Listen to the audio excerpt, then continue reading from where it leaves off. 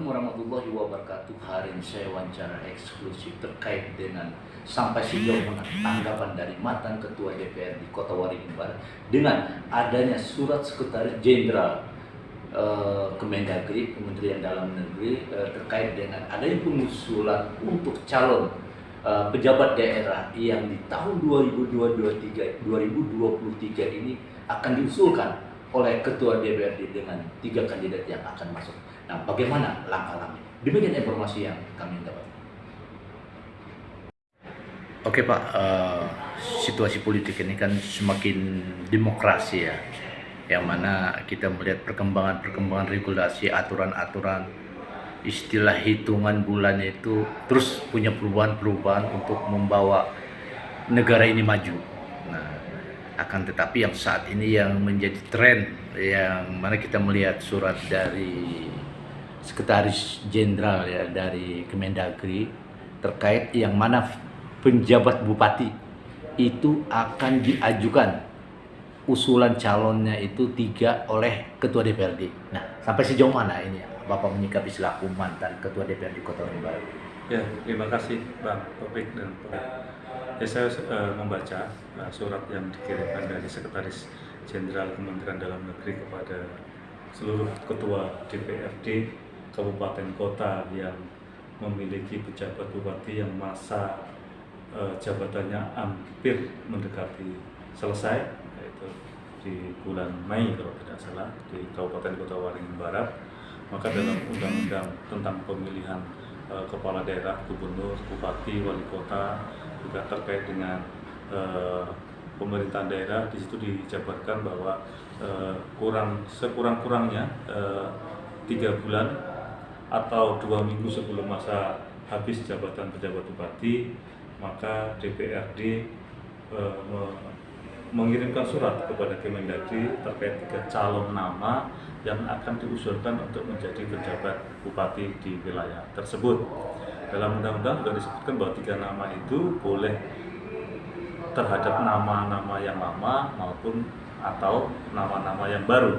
Ini merupakan suatu kewenangan yang luar biasa yang diberikan oleh DPRD Kabupaten, bahwa mereka diberikan hak untuk menentukan siapa pemimpin ke depan yang akan direkomendasikan kepada Kementerian Dalam Negeri, dan Kementerian Dalam Negeri atas dasar surat itu menjadi pertimbangan untuk memilih salah satu yang ditunjuk menjadi pejabat bupati atau wali kota. Nah, kalau kita bicara mekanisme di dalam DPRD itu kan ada beberapa fraksi atau partai yang menduduki sehingga bisa membuat satu bola di DPR itu ada kepastian bahwa mereka juga punya hak untuk menyampaikan informasi yang sifatnya dalam pengusulan. Apakah ada mekanisme itu dilakukan nanti? Ya, mekanisme di DPRD diatur oleh tatib ya, yang ditentukan sendiri oleh anggota DPR. Tatib itu mengatur tentang bagaimana rapat, bagaimana mengambil keputusan. Ya, saya pikir seluruh anggota DPRD harus tahu itu terkait dengan surat dari Sekjen Kementerian Dalam Negeri ini. Atas surat tersebut bahwa ini apakah akan diputuskan melalui mekanisme DPRD seperti apa?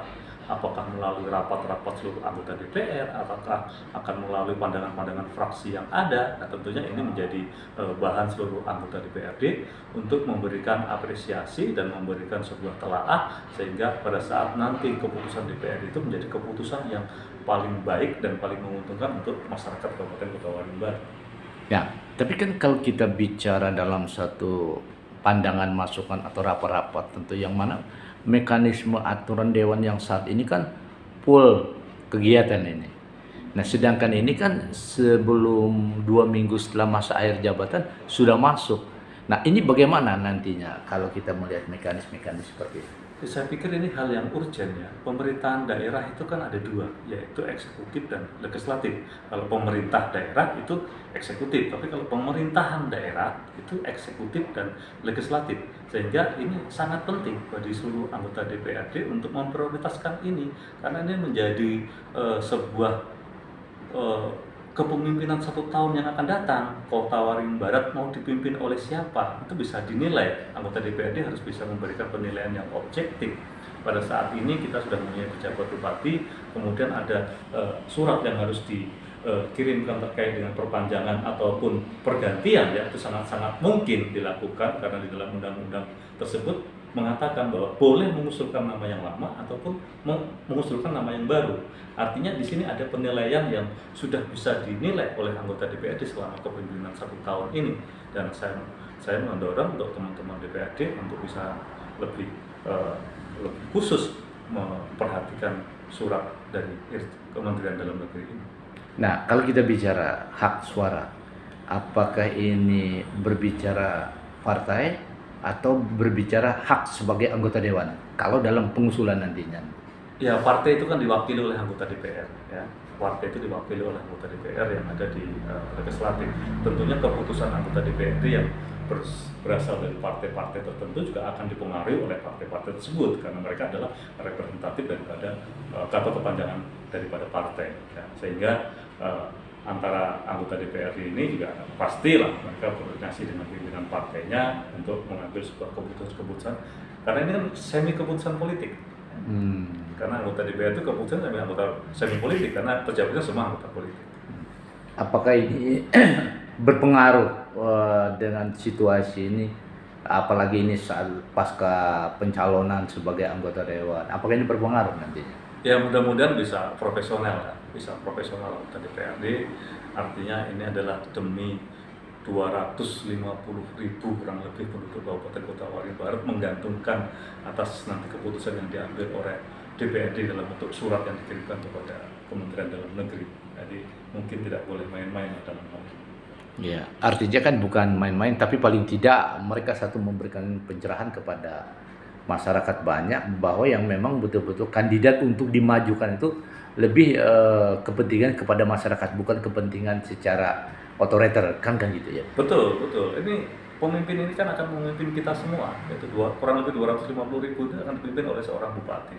Maka kalau kita calon-calonnya itu semua baik-baik, maka kita pilih yang paling terbaik.